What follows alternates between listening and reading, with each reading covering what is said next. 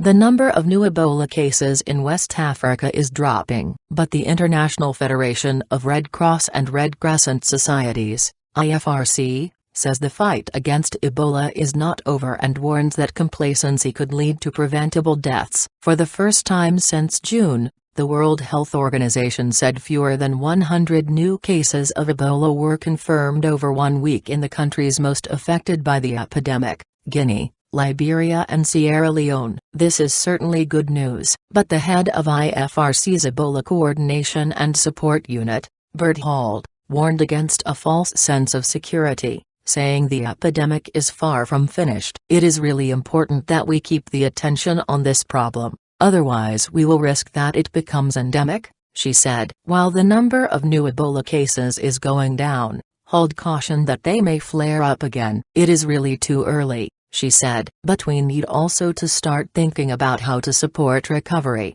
especially recovery within the health sector and structures, because weak health structures were actually the main reason why the epidemic was able to spread the way it spread in those particular 3 countries. She said cases of Ebola continue to appear in Sierra Leone and Guinea, so suggestions that the epidemic could be over as early as May must be treated with caution. Hald just returned from a trip to Guinea, where she noted that many cases of Ebola go unreported. She said the hostility of some communities against health workers, especially in remote areas of Guinea, remains a matter of great concern. Red Cross volunteers are unable to access some areas because of the resistance, which sometimes turns violent, she explained. The Red Cross has a network of 6,000 volunteers in West Africa actively involved in the Ebola response. Hald said these volunteers are well placed to provide a rapid response to new outbreaks of the disease. Speaking to VO,